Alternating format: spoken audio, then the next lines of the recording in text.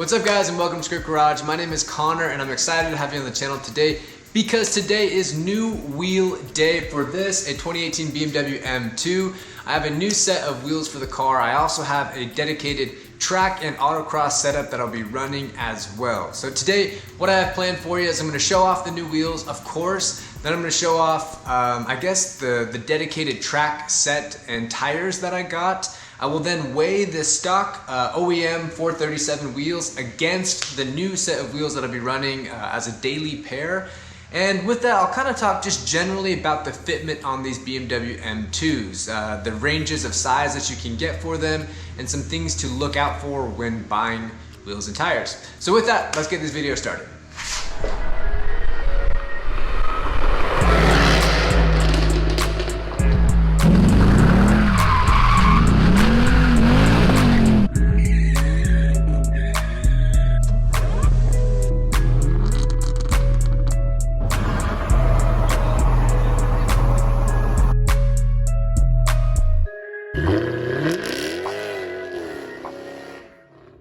Okay guys, we are back, and what I'm going to do real quick is just show you the wheels I got. I'll weigh them, kind of talk about specs, and then I'll throw them on the car for you guys to see what they look like. And don't forget guys, if you are a fan of the car, the 2018 BMW M2, or just kind of the tips and tricks of the ownership, the modifications of this car, do me a kindness and give this video a big old thumbs up and a positive comment down below, and of course subscribe.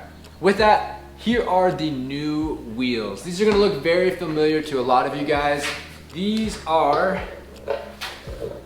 boom, Apex EC7s. These are very, very common wheels on BMW, and that's kind of why I got them. I mean, these are, first off, they look right at home on these cars. They have this gorgeous concave design to the wheel, and of course they kind of have that multi-spoke CSL reminiscent style that looks just really, really good on these BMWs. And the reason why I went for them is, well, first off, they're lightweight. These are forged wheels, super lightweight, very durable. All of the marketing behind Apex is kind of centered around the idea that you will bring these wheels to the track and you will run them very hard. And that's kind of what I intend to do with this car.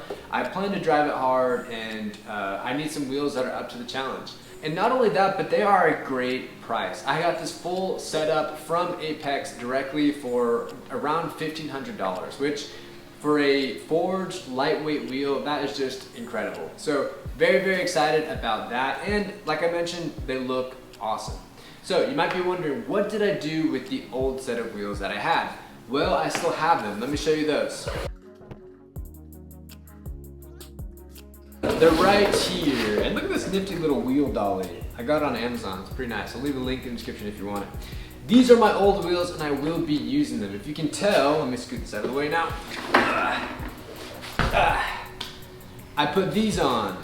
These are Bridgestone RE71Rs, and these are like the benchmark autocross, not so much track, but definitely autocross tires. They can double as both autocross and track tires, but the phenomenal thing about them is that they get up to temperature really, really fast, and they have a very stiff, strong sidewall so that when you turn, you get that immediate loading, and they're very responsive.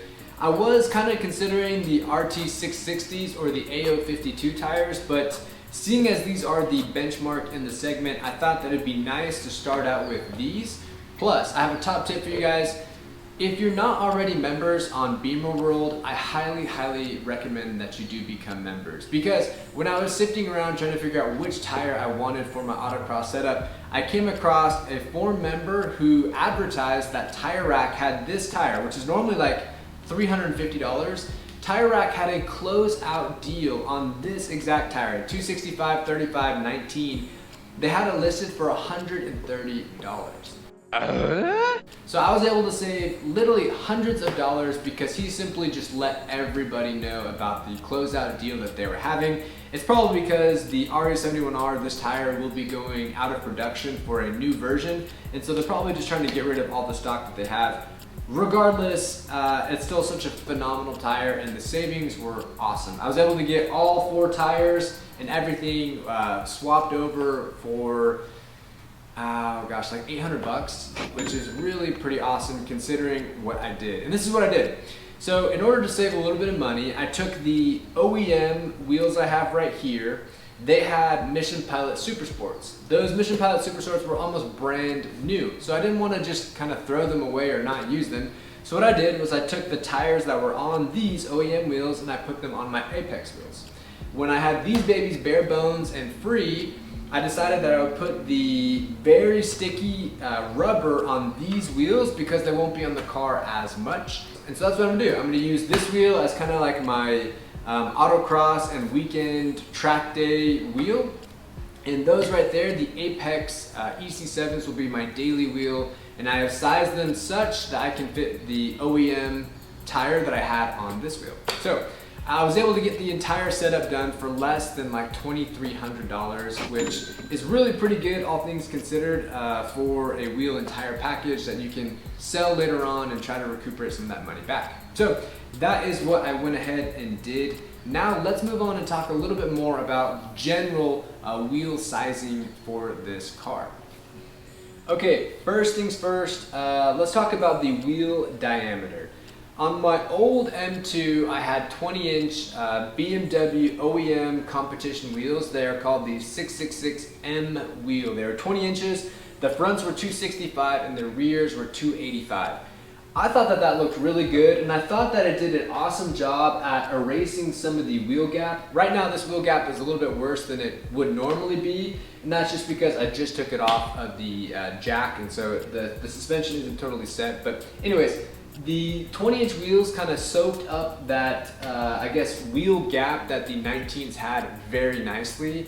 The one downside that I did notice is that the sidewall of the tire was thinner, and so I felt every bump, it was a lot more exaggerated with these smaller sidewall tires that I had on those 20-inch wheels. Another thing that I noticed was the suspension and the steering is calibrated for 245 front section tires. And so when you put on a wider, heavier wheel, like a 20-inch wheel with 265 fronts, you definitely notice that at low speeds, your steering is much more difficult. It's something that you can get used to pretty quickly, but at first it will surprise you like it did me. So yeah, you have 20-inch wheels like I just talked about. Next you have 19s. And to me, the 19-inch wheel is kind of the Goldilocks. That's why I ultimately bought these in 19 and not 18. I like it because the sidewall of a 19 is soft enough that you can not crash over bumps, but it's also firm enough that it doesn't feel squishy, and you get a really nice steering response with a 19-inch wheel. So that's kind of why I kept it. Plus, I think that 19s look better when the car is lowered, and hint hint, I will probably end up doing that in the future. The last setup that a lot of people run on these M2s is an 18-inch setup. And that's awesome because 18-inch wheels, generally speaking, the tires are cheaper and you get more sidewall, which is obviously a little bit more comfy, and it allows you to run a squared setup, meaning the same size front section and rear section tires, all four corners, so you can rotate your tires. That is very cool, and I was really tempted to do so. It's just, this is personal preference. If you guys want to do this, you're more than welcome to. But for me, the 18-inch looked just a little bit too stubby, a little bit too small on the car. So I didn't end up doing that. But yeah, let's talk a little bit about the tires. These right here on the EC7 wheel are Mission Pilot Super Sport tires, tremendous tires. These are the RE71Rs. I don't know why I'm slapping them. I feel like a car salesman, but I'll slap it again. These are really, really, really, really sticky. I'm going to show you the fingernail test, and basically all that is if you press your fingernail into it, does it leave a mark? And the answer is yes. These are 200 tread road tires, very sticky.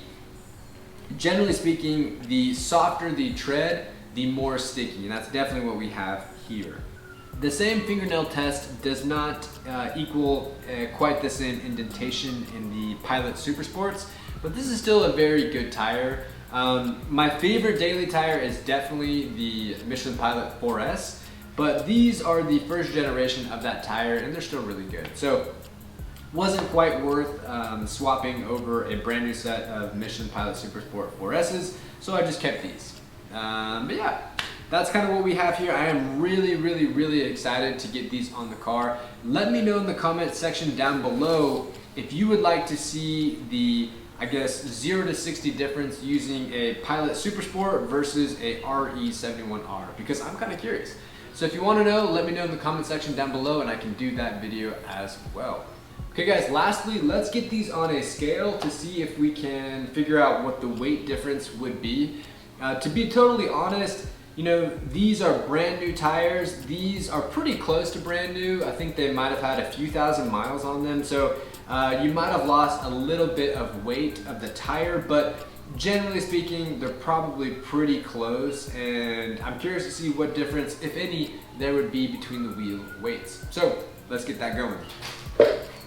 Also, before I forget, somehow, some way, I was able to get all 8. So these 4 OEM wheels plus the brand new tires, and these 4 EC7 wheels plus the tires into that right there, the wagon. It was insane. You should definitely check out this video real quick, and then we will do the weighing of these tires. All right, we got the Dilf out here with all of the tires in the back. This thing is totally weighed down, but hey, we made it.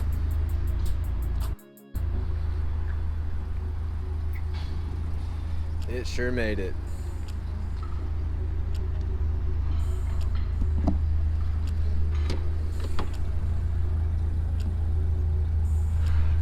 Okay, I really don't know how I got this scale, but plug for Weight Watchers.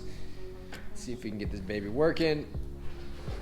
Grab the tire, stick it on there, and what do we have?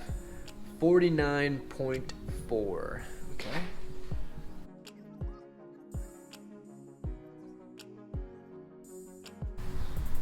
All right, 52.5. Okay, so 49, 52. Wow, so about 3 pounds. Okay.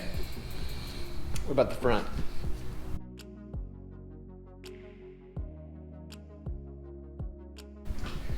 Place it. 44.8 is 44.8, if you can see that.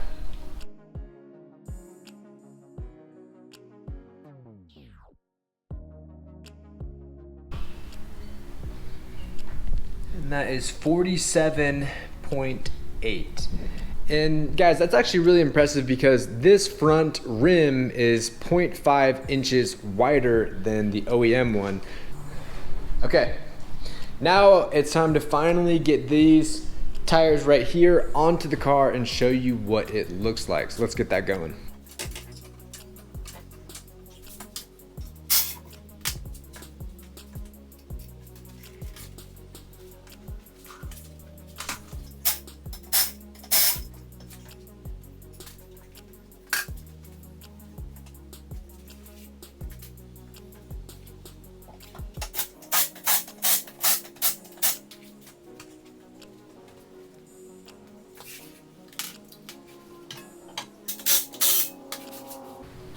All right guys, time for the moment of truth.